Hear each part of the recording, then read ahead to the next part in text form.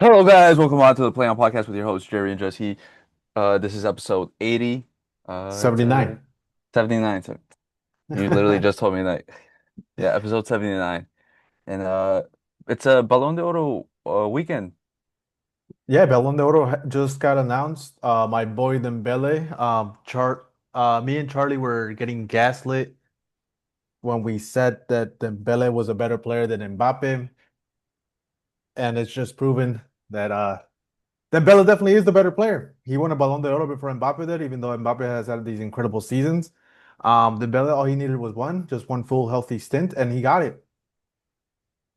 But it was a hard fought battle between him and Lamine Yamal. I think that's where the standings. In the third place, I forgot who it was, I but think it was Vitinha, and then fourth was Salah, and then fifth fifth was was Rafinha. Rafinha. Yep, which I think Rafinha got snubbed to be that far down that list. But who knows? PSG had a lot of influence in that in this year's Ballon d'Or campaign, Jesse. Well, isn't their chairman also like the chairman of UEFA?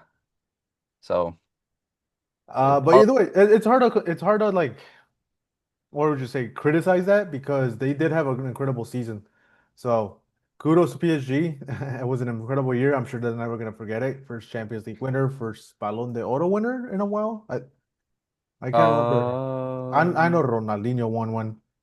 No, Messi won. Well, he won with slash PSG slash Inter Miami. So well, no, I guess he wasn't with PSG because mhm. remember it was that year he was with them and then just left in the summer. Yeah, he did. So it's weird, but yeah, it's definitely an incredible season. Jesse, do you think Dembele won it, or do you think they could have gone another route, or there's a big enough argument for someone else to win it?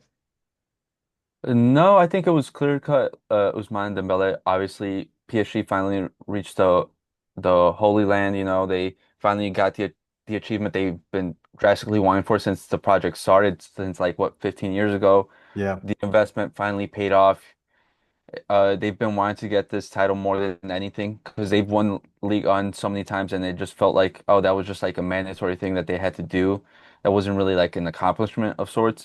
And the Champions League is what they've been striving for years now. Like the transfers that they've made have reflected that because they've constantly been going to, and they're just constant reinforcements because they wanted to, make the team strong enough to be able to win the Champions League, and now they finally got it. Yeah.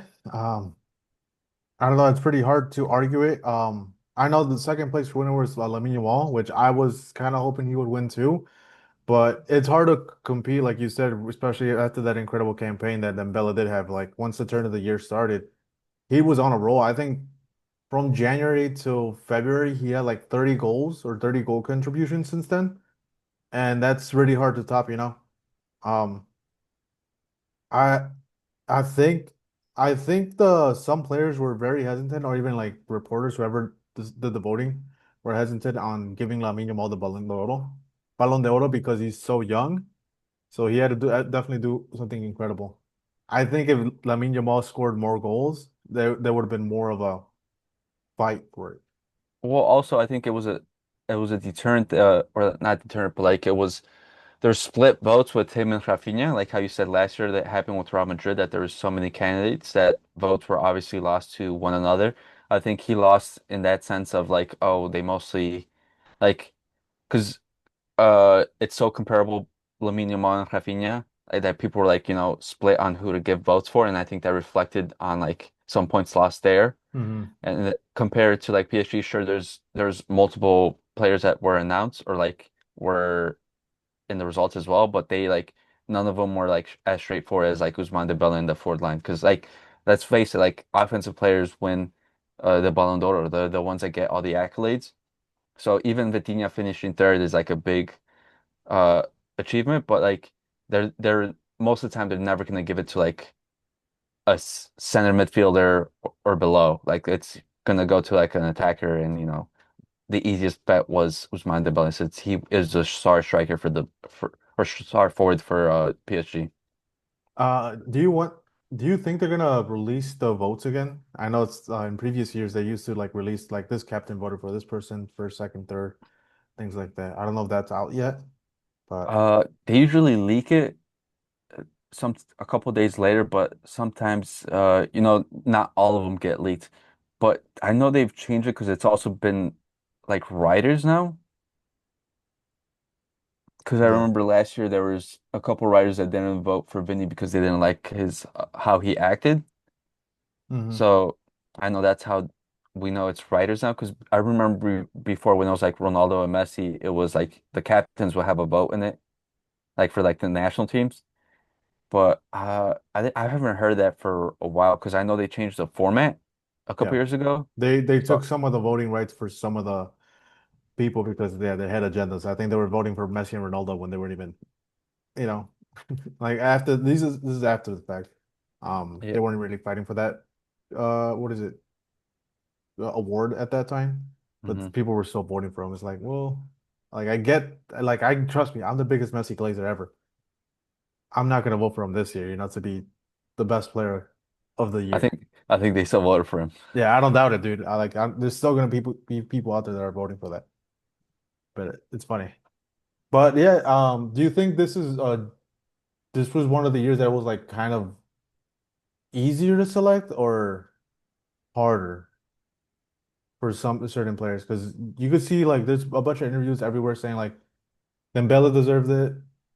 What's it called? Lamine deserved it. People were throwing Salah, even though like Salah wasn't really uh at one point I don't really see many people shouting out his name for winning the award, but yet he somehow came out in fourth. Vitinha, I understand because he had an incredible campaign. Premier League tax, they're always gonna get their way somehow. They have to force their way into the conversation. But I think in recent times, well, like before when there was only two candidates, and of recent time, it's been hard to dilute who should be, you know, getting the title or the award. I think, last year it sort of came down to like a couple p people. There's a lot of people mentioned, a lot of Yeah. people being mentioned, and this year it was mostly uh Dembele, Lamine Yamal, and then also a sprinkle of I've seen Rafinha mixed in. So I know it was going to be between those three.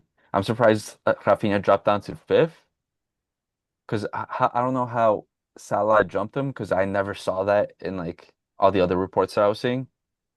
Yeah, it was definitely a weird thing. Again, I never expected. I thought Rafinha would have been at least fourth or maybe even third, but again, who was gonna beat Vitinha at third? Like it's easily he's up there because he controlled that midfield. And then Hakimi, like to have Hakimi this far up compared to Nuno Mendes, who I think was more influential than Hakimi, even though Hakimi again, all of PSG could have arguably been in here, but I think the important players for PSG were Dembele, Vitinha, and Nuno Mendes.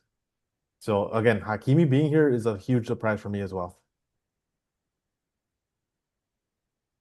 And I think right now with as far as Barcelona Twitter, because that's the site I'm on with my algorithm, there's a lot of uproar about Pedri being the 11th player on this list. My biggest uproar is Cole Palmer being eighth Think so? because last year he was not his best season at all. The Club World Cup had a huge weight on him being eighth then. Yeah, because remember he basically disappeared for like periods at a time where he wasn't scoring any goals or anything like that. And Hmm. it's not like Chelsea had like a great season besides the Club World Cup.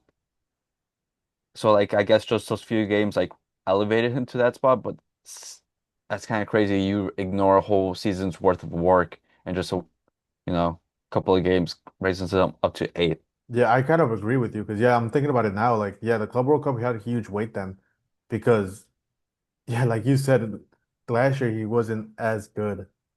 Again, Chelsea had a decent season, nothing crazy, but his name wasn't really attached to a lot of things. I'm trying to see the Premier League 24-25. So he had 15 goals. And remember those came like early in the season because it Hmm. was like an early the early season where he got like a bunch of goals and people are like, "Oh, he's here to stay," and then disappeared. So, hey man, that's how it goes. But yeah, I think Pedri should have been higher on that list. Um, Mbappe justified, probably could have argued. Well, I wouldn't say top five just because he didn't really win much. But yeah, seventh with coming in second in all like pretty much all of last season is still pretty good and made a huge push. And so far this year, I think he's probably the front runner. Up with in my opinion, still Pedri's up in the front runner in the Ballon d'Or so far for this year. Again, it's just the beginning of the year. Yeah, I think that's a safe to say. I think this year it's Mbappe and Pedri because I think Pedri, like I've said previously, I think Pedri's been the best player for Barcelona, and he's like reaching a. I think we're finally starting to see the potential that he's shown, but was slowed down by his injuries. Did you see Donnarumma's a speech or like dig at PSG? No, I didn't. He didn't thank PSG at all. He thanked Man City. Yeah, he pretty much said, "Oh, thank you to Man City and for believing in me," and no mention of PSG at all. I'm focused on my new adventure. I want to thank City. We may have many targets to fulfill, but I hope to reach many of them with and win many trophies together. And lastly, I want to thank my whole family, thank my parents, my brother, my sister, my wife, my little child, and that's it. He just ignored the whole everything he won with his previous club. Which, in all fairness, I understand. They kind of did him dirty, even though he stated he wanted to stay. Oh yeah, I I can understand that. You just reach the top with the team. You're like, oh, I should be. We should be going for it again next year, and then they just go and replace you, and you're like, I would feel some type of way, especially if you feel like you won the Yashin trophies, say you're the best goalie this year, and then they replace you with someone you're like, I feel like I'm better than him, so it doesn't make sense why they're doing this. Did you see this the Gerard Mueller trophy? The Jared Muller? Yeah. Yeah, Gerard Mueller, my bad, not Gerard. Disrespecting everyone. Uh yeah, Victor Gyökeres won it, Yeah, he had the most goals that year or last year. which is very interesting because when it comes to the Golden Boot, there's a coefficient that gets involved and they count, I think, Sporting Lisboa's like goals by 1.25. Forgot the coefficient. But the La Liga and like the top five leagues is like by it's times two. Uh, Hmm. But yeah, it's interesting. I didn't expect him to win it. Again, I thought they would like put something in place for that. Because so far, who won the Golden Boot last year? I think it was Mbappe, right? I think so. Yeah, Kylian Mbappe winning the Golden Boot. See, this is the coefficient we're talking about. No, no, he didn't win it. Wait, the European? Yeah, what the hell? Why is this picture saying Jokic won it? Well, I think you said right there the coefficient. It says for him 1.5 and then Mbappe 2. But it's already taking the points into account right here. Oh, I don't know what to tell you. But yeah, this is what we're talking about. So again, I'm surprised Wi-Fi didn't take that into consideration when giving out this reward. Interesting. But man, Desiree Due, Vinicius Jr. getting 16th place is very generous, which I don't think I'm he is. surprised there was no Fede Valverde at all. Yeah, that's what I'm saying. Like this should not be Vinicius. This should be Federico Valverde at least, if he's even on the list. Scott McTominay No, deserved he didn't make the list. at all. Not even wow. Nope. Look, Jude Bellingham's on here. It's just pure name, Jesse. They did your boy dirty. And there was like a early campaign for Federico Valverde Ballon de Oro, but no one took him into consideration. Yeah, like, no one. Michael Olise, Florian Wirtz, Declan Rice being here is it's something. There any other Arsenal player? No. Wow, interesting. But it's something. Yeah, it just shows like, politics. There's a lot of politics involved because there's certain names there that, should not be there at all, and a lot of names that were left out. That's for sure. But nonetheless, Jesse, I didn't watch too much football last weekend.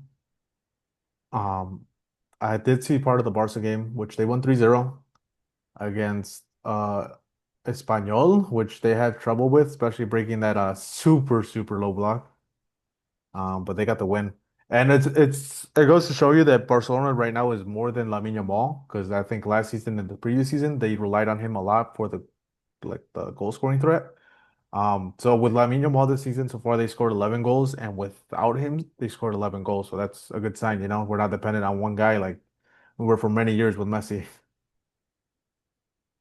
Well, I wouldn't say that for like Messi. I feel like towards the later end when you guys dissolved with like Neymar leaving and then Suarez like falling down in form Hmm. because he did have a fall off and it did become reliant on Messi to create everything, and especially because I think the coaches at the time weren't the best and they were just literally like, oh, feed Messi and then that was it.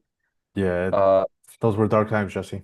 Legit, like it was just praying Messi would come up with something, and yeah, he and did. then yeah, and so like the past couple of years, you saw some of that with Lamine, but not totally. I wouldn't say they're fully reliant on him because there was still like Pedri and Rafinha.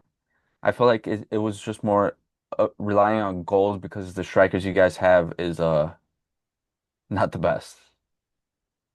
Yeah, and just like even this past weekend, Lewandowski started and everything. Marcus Rashford didn't start because apparently he was 2 minutes late 2 minutes late. to the pregame warm-up.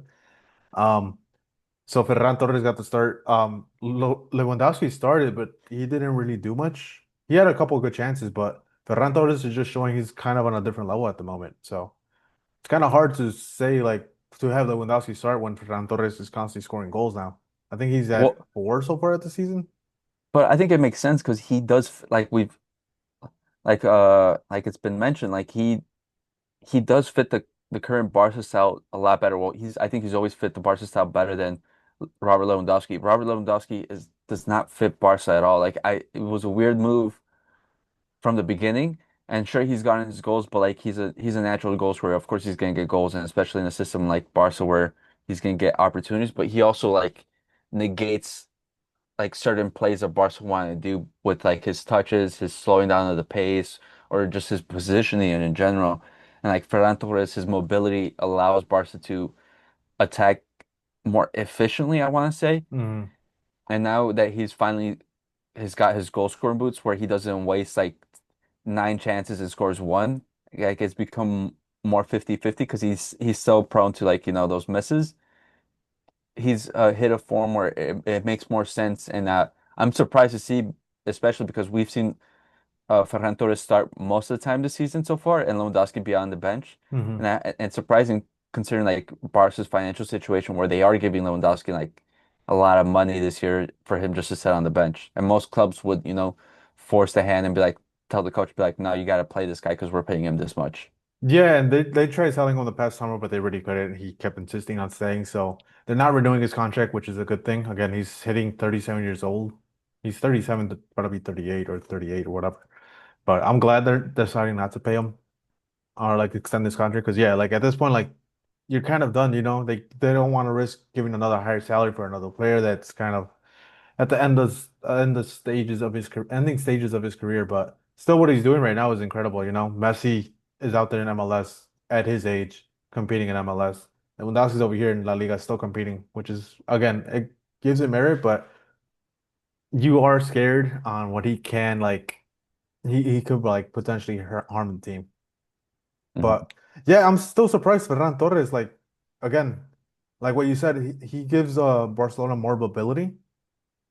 But with a team like Espanyol, I didn't think that he would be that efficient or like that effective when with a team that's super low block. So maybe Lewandowski helped out in that fact that opened up spaces because they had to put two center backs on Lewandowski and they gave a bunch of space for Ferran. But hey, man, Ferran Torres, I'm not mad, dude. I'm gonna keep playing that song El Tiburón all day.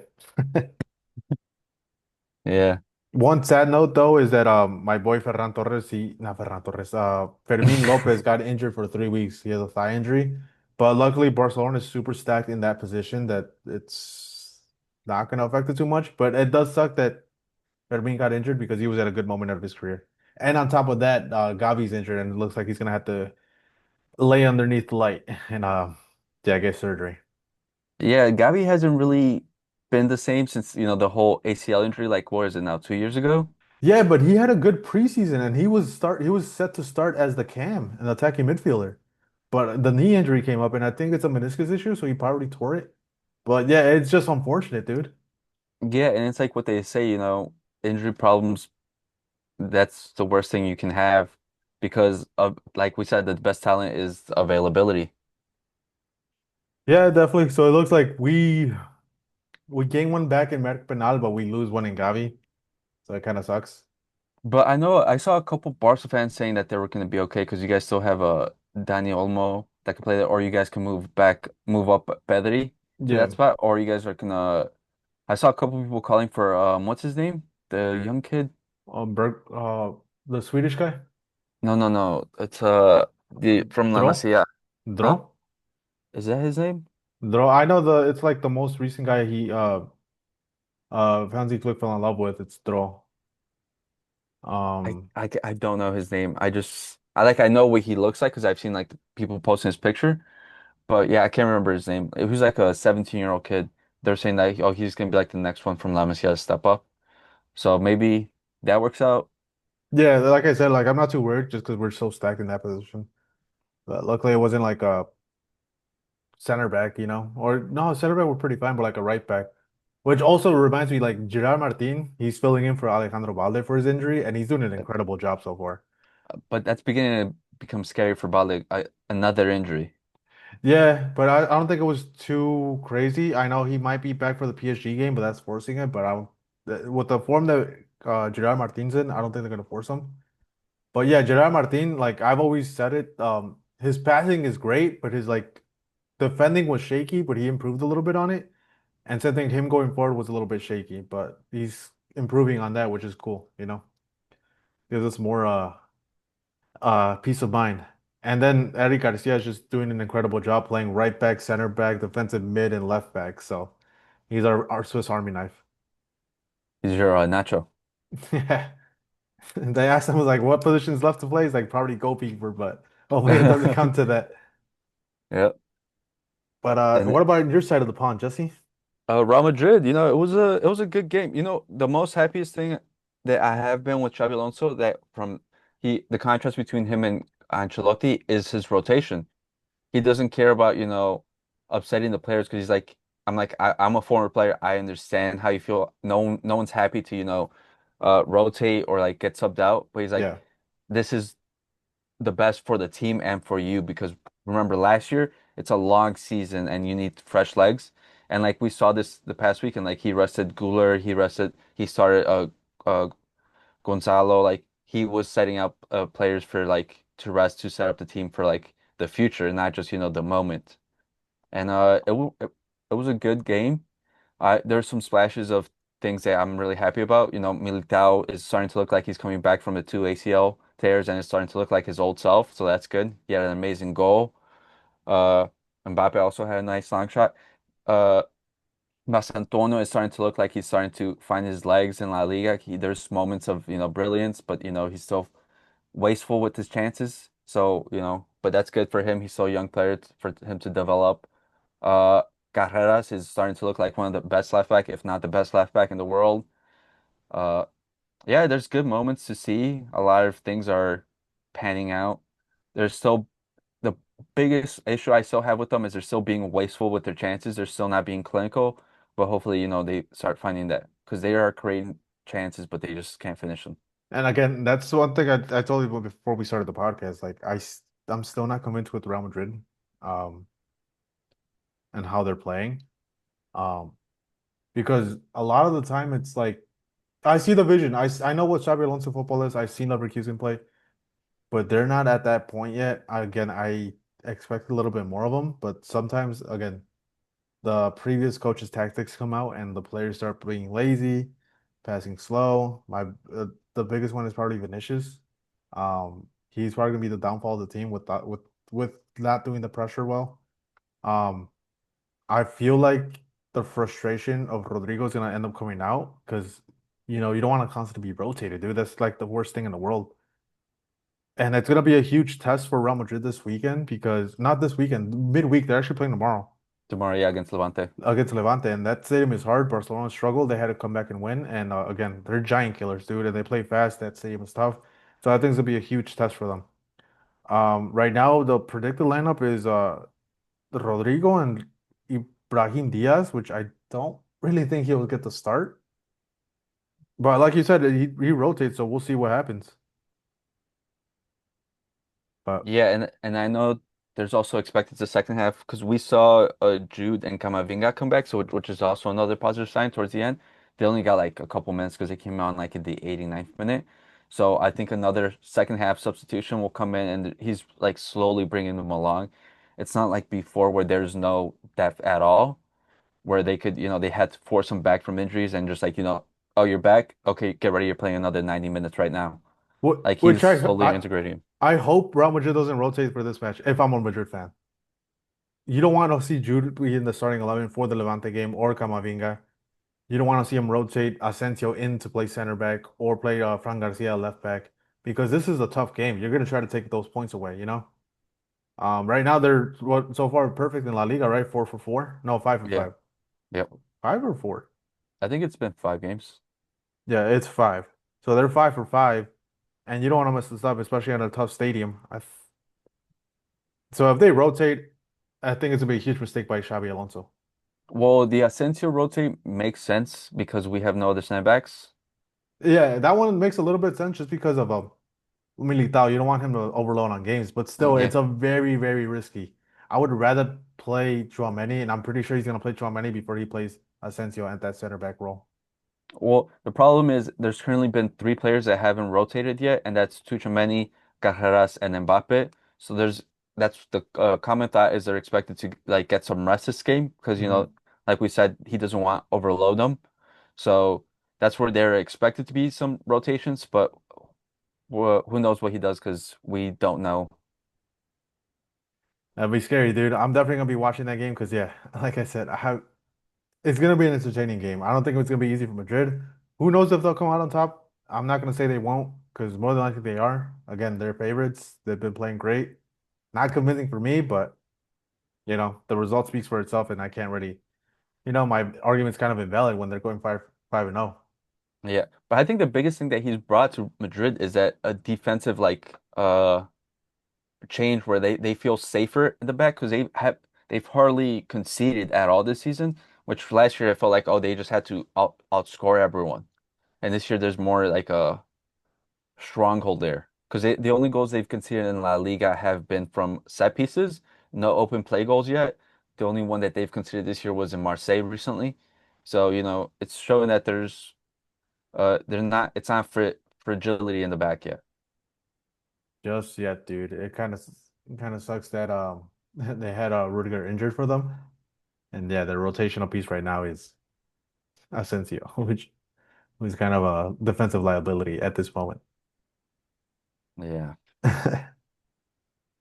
Not happy about that one, but Hey, I said dude. my piece on it. I've said my piece on it. Yeah, definitely. So definitely they need to get a center back, and more than likely they already know, like, who are we to tell them? But it would definitely be a lot of criticism if they don't get one. Would they get one in January? Probably not. They're not known to buy players in January. So No, I wouldn't expect anything in January. If anything, only thing in summer.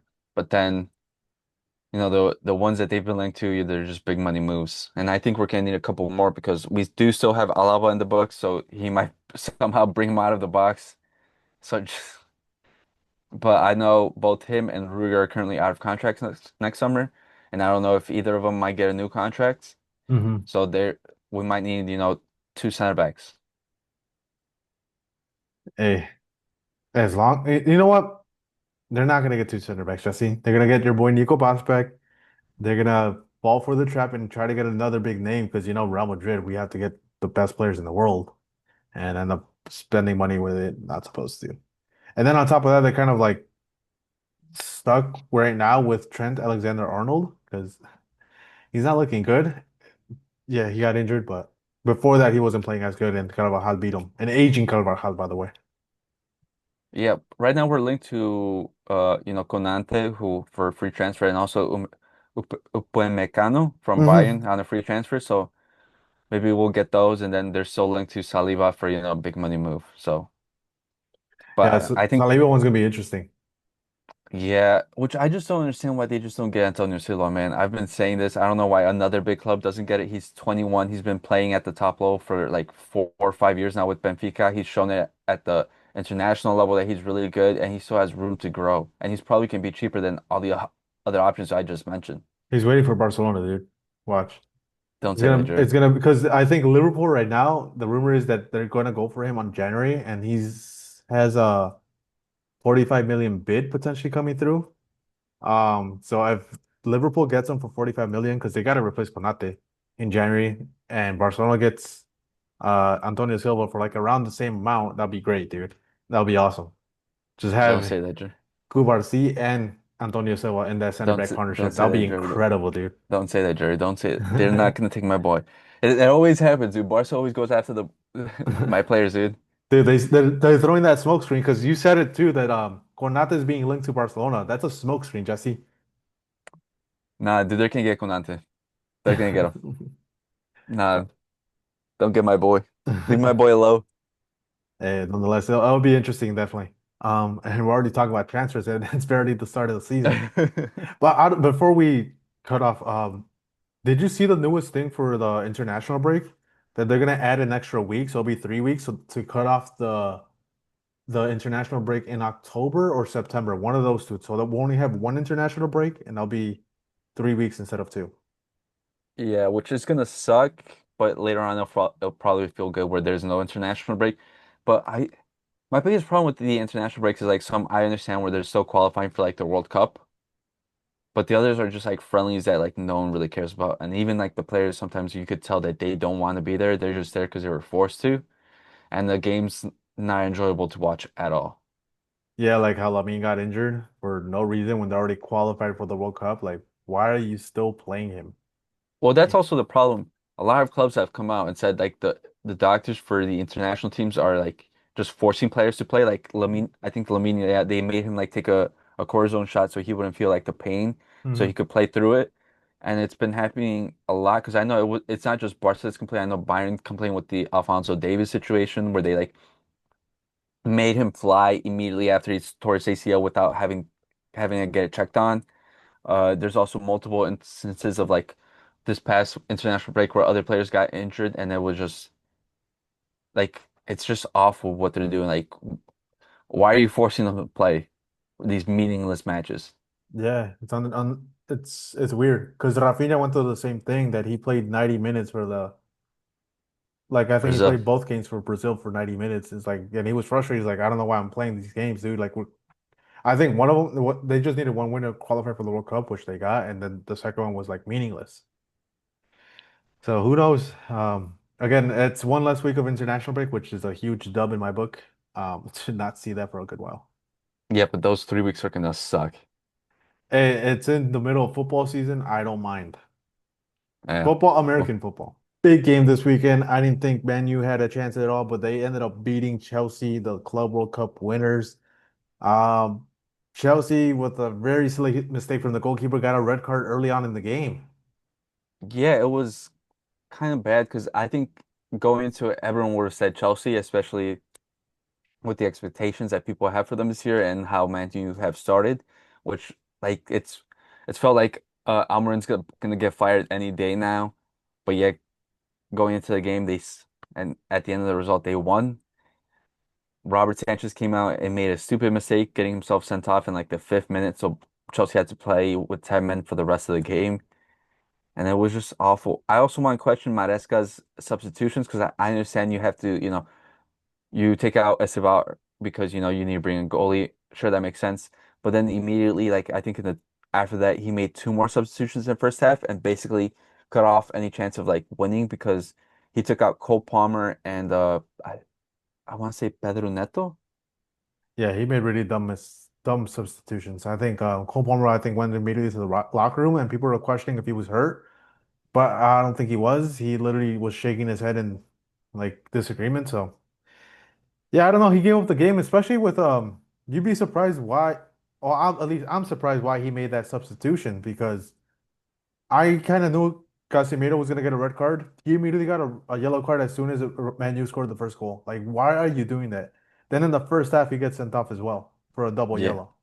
And if he had those players still in, you could have easily tied the game, won the game. Who knows? At this point, we don't know what was gonna happen because, yeah, Casemiro, I don't know why he's starting because if I was Ruben Amorim, I would have subbed him off before the half as soon as he got that yellow because that's a dumb mistake. Like, why are you doing that, dude? You're up with one goal. They're going sure they're going on the counter, but if they score, you're still up one man.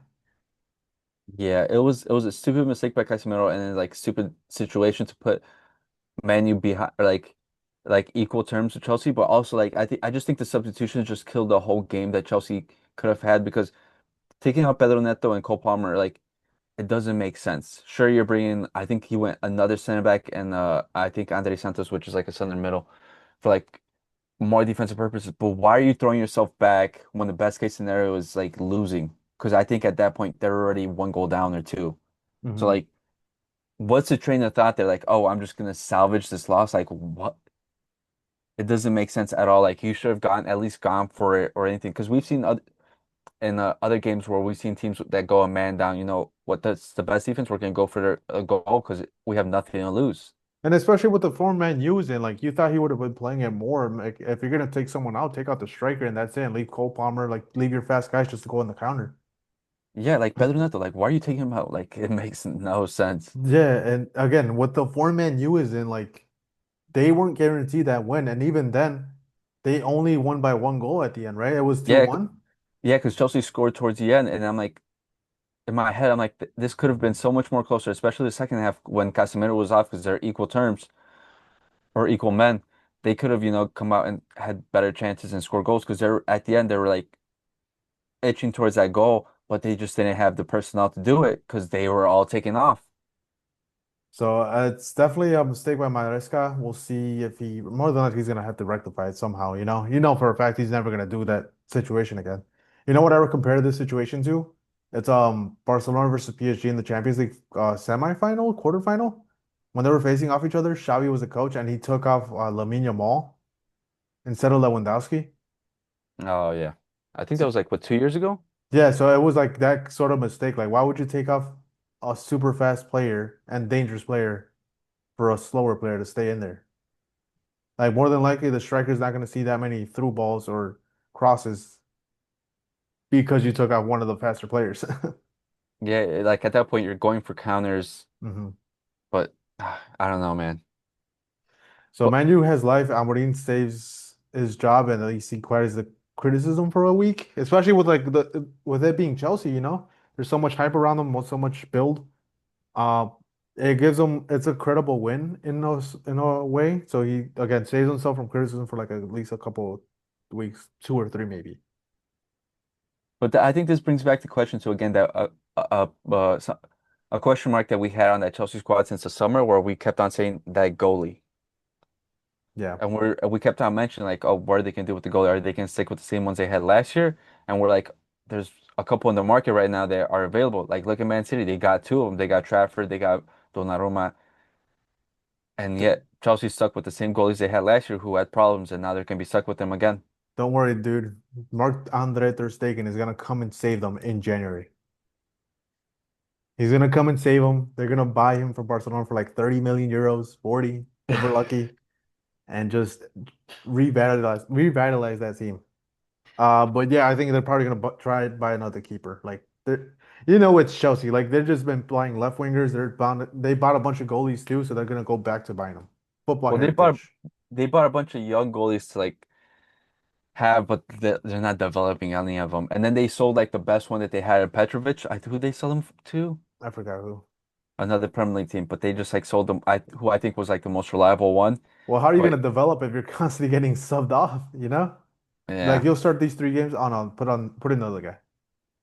Then at yeah, the end to be left with Robert Sanchez at the end. it makes no sense. It makes sense. Oh, and a fun fact, Mykhailo Mudryk, who's been Hmm. suspended. There's rumors going around that he is thinking about quitting football and become a sprinter so he could focus on making the Olympics. I seen that. How long is he banned for? Is he banned for 6 years? Or am I It's making up that number? I thought it was like a year and a half or two. He just I think he could do the Olympics and still come back and play football. I don't doubt it. He could probably offer himself to Arsenal again. I mean, it It, is a Chelsea reject, you know? yeah, the rejects go to Arsenal, so it makes sense. Never know, dude. Um, but the other bigger match was Arsenal versus Man City. I didn't really get to see this match, so Jesse's gonna have to tell me the story on what happened. It's a moment that I wish I could get back in my life because it was the worst things I've seen. And I should have known. We should have known because it's been a common occurrence between Mikel Arteta and Pep, where it's just the worst football that you've seen known to man. It's it's time to start calling questions into Pep. He's your GOAT. I think it's time to start questioning how long his job is safe for because he seems to be regressing and it's looking more like Mikel Arteta by the day. It's really showing that they're like teacher and a student because going into the game or like the game starts off, Man City look dangerous. They get a quick counter, get a goal, and then from there, Pep Guardiola decides, you know what? I'm parking the bus. He decides to pull back and starts defending, which I understand. I tactically I understand it because Arsenal don't know what to do with possession. They can't create goals from open space. They rely on a lot of set pieces, and Hmm. they've become less dangerous with them because everyone knows that that's how they're dangerous. So people have been preparing for that. But it made for an awful match because Arsenal didn't know what to do with these possessions. They couldn't create chances, and then even when Man City were like gonna go on a counter, they weren't like really going for it. And then towards the second half, for some reason, Pep Guardiola decided to take off Erling Haaland, his most dangerous counterattacking piece, because he's so fast and he's so big and clinical. And yet, so it left space for Arsenal to get a lucky goal with Martinelli scoring a goal and making it a 1-1 match, basically not worth my time. Yeah, Martinelli had a good week because he also saved Arsenal and revolutionized that team against Athletic Bilbao during the week for the Champions League. But yeah, looking at this lineup right now, I'm looking at the Arsenal one. Yeah, he played with Arsenal played with three defensive midfielders, Rice, Yep. Zubimendi, and Merino, and four center backs, Califiori, Gabriel, Saliba, and Timber. So I could see what Pep was trying to do. Is like, oh, okay, you want to play like that? All right, we'll give you the ball. You go ahead and do something. But yeah, like, I think the subs were probably bad because I see Haaland did get subbed off at the 76th minute. Yeah, So it's for awful, who? dude. For Nico Gonzalez, another defensive midfielder. Yeah. And then he put in a center back and then Mateus Nunes Yeah, I'm telling you. right back. Oh God, bro. Like, what is he doing? Like I'm telling you, it was awful. I wish I didn't see it. It's interesting because he had Oscar Bob, which he could have probably put in, especially with a Timber yellow card. It would have been helpful for doing that. And then Savinho as well. Like, he could have killed Calafiori. So I can't defend Pep. Yeah, that's what I'm saying. Like I understand the thought process, the tactically wise. I'm not saying he's wrong. I'm just saying, or that was wrong. I'm saying that it was wrong that he didn't go for the attack to get more goals to call off the game because he had those pieces in the bench, Mhm. but decided not to. He decided, nah, we're safe with the one goal. I think he was a little bit afraid from last season's result. Didn't they lose like 3-1, 4-1? Yeah, but still. Yeah. Hey, Pep is scared now, dude. He's scared. Yeah, it's time to start calling in question his job safety and especially if he still got it because it's been we last year you could chalk it up as a 1 year thing, but this year isn't going any better. The only thing I'm gonna defend Pep with is they played in the Emirates, they played away, so they played for the tie. Yeah, So but that's not the Pep that yeah, everyone's known him it's for. not the Pep way at all, but in the end it hurts Arsenal from winning the title, Jesse. Dropped points. Yeah. But I mean, also that's not his biggest problem because now he's being known for like, oh, if a player has, problems with him, that he's immediately gone from the squad. And it's before he could get away with it because the squad was so big and that recruitment was like really good. Like Yeah. that's not happening with them anymore. So who knows the future of this team and him? Yeah, and I think recently I was watching like a TikTok about it. Um Man City's kind of doing what Chelsea's doing, which is buying a lot of academy players. Well, Chelsea's buying like Young players. young players. They're not academy, but Man City's going out and buying academy players. So I could see them already potentially lining up once Pep does leave. The next coach is going to come and have like a bountiful amount of players from the academy because they might even sell a bunch of players from the first team. Like Haaland, you know for a fact he's not going to stay at City for the rest of his career. I think he's bound to go to Barcelona at one point. Yeah, Would it because work out? No, probably not. But I think he's set for a move, especially with the way Man City is going down. Because he was supposed to go to Man City and become and develop more his all-around game because people were like criticizing him when he was at Dortmund that he was lacking his overall game, his passing, his dribbling and things like that. And him going to Man City was supposed to evolve that, but I don't see that at all with him. how do you think Haaland would do in La Liga, I think he would fit well with the correct team. Barcelona? What do you think? You think he'll fit well in Barcelona? I don't think so. I think he's like Lewandowski if he was fast, like because he's faster, but he's also clinical. I just don't see his passing and dribbling fitting the Barca style. I wouldn't mind seeing him in Barcelona. I think he Uh, fits more Atletico Madrid. Their fast counter-attacking uh, style and scoring goals. I feel like Julian Alvarez fits Barca better, yeah, and I and I don't think it's crazy to say I think he Barca should target him over Haaland. I think that'll work out even better. yeah. We'll see what Barcelona does. I know both they have both of them on their scope. I know Deco. Well, Laporta loves Julian Alvarez and Haaland the same way. So whenever Barca does have money, I don't doubt that they're gonna go for either of the two. Probably the more economical one would be Julian Alvarez. Haaland they're probably gonna ask for like 150. Julian Alvarez, I'm pretty sure Barca could get away to buy for like buying him for like 80 million. I wouldn't doubt Haaland for like the marketing because I think they can market him versus Mbappe and sort of try to get that storyline similarly, Yeah, and they could try to sell that. So I wouldn't discard right away Haaland either. yeah. So it's interesting, definitely. And then dude, I'll let you have your glazing moment for your boy Nico Dude, Paz. some would say glazing, some would just say it's the truth. Again He's this really good. past weekend he got two more assists for Como. That raises up his like GA to like I think he's got like 5 in 3 games. Because he scored two in the first game, and then he's just been going crazy. He's just hitting different levels. He was last year's best young player in the Serie A, and this year I think he's going for like the best player overall in the league. He's just getting better and better. The game time's finally like fitting well with him because he's getting complete control of that Como squad, which is surprising because Fabregas usually rotates there, Hmm. but he's become the central piece that he can't rotate, and he's just it's it's looking like the sky's the limit, and it's really good because like it looks like he's coming back to Madrid in the summer. So like just implement that into the squad, and we're just gonna get even better. It's gonna be crazy. Better, dude. It's another ego. Who's gonna get subbed off? Who's gonna have to leave? Because someone's gonna Nah, have to Jerry, leave, dude. no Jerry, but he's made from the club, so he loves this shirt, so it's No, gonna make I sense. don't doubt. Like, I think he'll fit right in, but who's gonna have to leave? If you It had to doesn't pick matter a player right now, where does he play? where does he play and whose spot does he take? Who are you He'll play. benching? He plays left wing, Jerry, So you're selling pretty much selling slash benching Rodrigo or Vinicius. which is looking it's like that either way, so might as well. Interesting. That's interesting. We're gonna have three left footers, Jerry. We're gonna have Nico Paz, Guler, and Masantua. That'll be funny. I think Barca had a bunch of left footers at one point too, but not always the best solution, Jesse. Now, but when they're as talented as these three, they'll make it work. We'll see. They said that about the Galacticos, it didn't work. So Yeah, but that was because they sold Makalele and it was imbalanced as crazy the and they're squad. gonna sell Vinicius now, dude. And he's the balance of the squad.